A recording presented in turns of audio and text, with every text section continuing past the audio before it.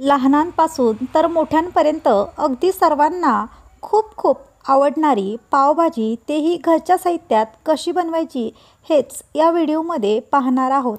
त्यामुळे व्हिडिओ शेवटपर्यंत नक्की बघा. इथे आपण सर्व साहित्य एकाच वाटीच्या प्रमाणाने घेतलेलं आहे.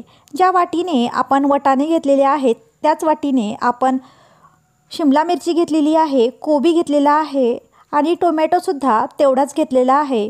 फक्त आपण बटाटा 2 वाटी इतका वापरलेला आहे आणि अर्धी वाटी इथे आपण कांदा वापरलेला आहे आणि 10 ते 15 इथे आपण कढीपत्त्याची पानंसुद्धा या पावभाजीमध्ये वापरणार आहोत. इथे मी सुकलेले वाटाणे वापरलेले आहे. यामध्ये 1 तास गरम पाणी टाकून अशा पद्धतीने भिजवून घेतलेले आहे. ह्या सर्व भाज्या कट करायच्या आधीच आपल्याला धुवून घ्यायच्या आहे. नंतर याला धुण्याची गरज नाही. आपण ह्या सर्व भाज्या कुकरमध्ये टाकून छान अशा शिजवून घेऊया. आता ह्या सर्व भाज्या आपण कुकरमध्ये टाकून घेऊया. ह्या सर्व भाज्या शिजण्यासाठी फार जास्त पाणी टाकायचं नाही. जर इथे आपण पाणी जास्त टाकलं तर यामधलं पाणी आटवण्यासाठी सुद्धा आपला वेळ खर्च होतो. म्हणून अतिशय कमी पाण्यामध्ये ह्या भाज्या आपल्याला शिजवून घ्यायच्या आहे. इथे 1 ग्लास इतकं पाणी टाकलेलं आहे आणि कुकरला झाकण लावून आपण याच्या 3 शिट्या करून घेऊया. बघू शकता इथे आपल्या 3 शिट्या झालेल्या आहेत आणि आपला बटाटासुद्धा छान असा मऊसूत शिजलेला आहे. आता ह्या सर्व भाज्या आपल्याला बटाटा मॅशरच्या मदतीने मॅश करून घ्यायच्या आहे. व्हिडिओत दाखवलेल्या पद्धतीने ह्या सर्व भाज्या छान अशा मॅश करून घ्यायच्या. कुकर खोलल्यानंतर 5 ते 10 मिनटं हा कुकर छान असा थंड करून घ्यायचा आणि नंतरच ह्या भाज्या छान अशा मॅश करून घ्यायच्या आहे. सर्वात आधी मिक्सरच्या पॉटमध्ये आपण अर्धी वाटी कांदा टाकून घेतलेला आहे. यामध्ये 10 ते 12 लसणाच्या पाकळ्या टाकून कढीपत्त्याची 7 ते 8 पानं टाकून बारीकसर वाटून घेतलेला आहे. आता एका कढईमध्ये आपण 1 पळी इतकं तेल टाकलेलं आहे आणि हे तेल छान असं गरम होऊ द्यायचं. नंतर यामध्ये मी बटर टाकलेला आहे. तुमच्याकडे बटर नसेल तर तुम्ही तूपसुद्धा टाकू शकता. आता यामध्ये अर्धा चमचा जिरे टाकलेला आहे आणि नंतर यामध्ये वाटून घेतलेला कांदा आणि लसणाची पेस्ट टाकून घेतलेली आहे. छान असं मिक्स करून घ्यायचं. कांदा आणि लसूण छान असं या तुपावरती आपल्याला तळसून घ्यायचं आहे. बघू शकता याचा थोडासा कलर बदलला आहे. आता यामध्ये आपण इतरही काही मसाले टाकून घेणार आहोत. सर्वात आधी यामध्ये आपण अर्धा चमचा इतकी हळद टाकलेली आहे. नंतर यामध्ये आपण 1 चमचा इतकं बेडकी मिरची पावडर टाकलेला आहे.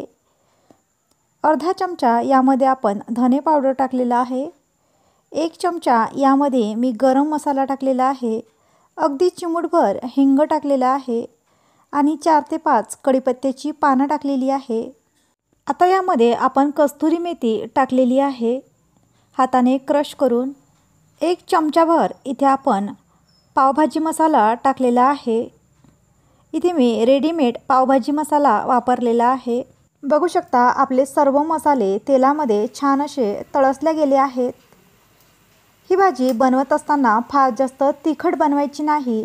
यामुळे इथे मी बेडकी मिरची पावडर वापरलेली आहे. यामुळे भाजीला कलरसुद्धा छान येतो आणि भाजी फार जास्त तिखट होत नाही. मिक्सरच्या पॉटमध्ये बारीकसर टोमॅटो फिरवून अशा पद्धतीची टोमॅटो प्युरी आपण इथे तयार केलेली आहे आणि ही प्युरी या भाजीमध्ये टाकलेली आहे. आता या प्युरीला छान असं तेल सुटेपर्यंत तेलामध्ये परतून घ्यायचं आणि नंतरच कुकरमध्ये मॅश केलेली भाजी यामध्ये टाकून घ्यायची आहे. बघू शकता अतिशय मऊसूत अशी भाजी आपली कुकरमध्ये शिजलेली आहे. ही भाजी पूर्णपणे मिक्स केल्यानंतर यामध्ये 1 चमचा पावभाजी मसाला पुन्हा एकदा टाकून घेतलेला आहे आणि छान असं मिक्स करून घ्यायचं आहे. यामुळे भाजीला टेस्टसुद्धा छान येते आणि भाजी अतिशय सुगंधित अशी तयार होते. आता यामध्ये आपण फ्रेश अशी कोशिंबीर टाकून घेऊया आणि छान असं मिक्स करून घ्यायचं आहे. भाजी जर फार जास्त घट्ट असेल तर तुम्हाला यामध्ये पाणीसुद्धा टाकून घ्यायचं आहे. इथे भाजी फार जास्त घट्ट होती त्यामुळे इथे मी अर्धी वाटी पाणी टाकून घेतलेलं आहे आणि हे पाणी छान असं या भाजीमध्ये मिक्स करून घ्यायचं आहे। बघू शकता आपली भाजी फार जास्त घट्ट नाही किंवा फार जास्त पातळसुद्धा नाही। आता यामध्ये चवीनुसार मीठ टाकून घ्यायचं आहे। मीठ टाकल्यानंतर ही भाजी छान अशी मिक्स करून घ्यायची आहे आणि अगदी थोडीशी कोशिंबीर टाकून या भाजीची एक वाफ काढून घ्यायची आहे। या भाजीवरती झाकण ठेवून मी या भाजीची एक वाफ काढून घेते। तोपर्यंत आपण पावभाजीसोबत खाण्यासाठी पावसुद्धा रेडी करून घेऊया। आता आपण पावभाजीसोबत खाण्यासाठी पावसुद्धा रेडी करून घेऊया। यासाठी एका पॅनवरती मी बटर टाकून कोशिंबीर टाकलेली आहे। आता हे पाव या बटरमध्ये छान असे गरम करून घ्यायचे आहे। गरम गरम पावसोबत तुम्ही पावभाजी खाऊ शकता। तुम्हाला ही रेसिपी छान वाटली असेल तर लाईक करा, शेअर करा आणि चॅनलवर नवीन असाल तर सबस्क्राईब करायला विसरू नका।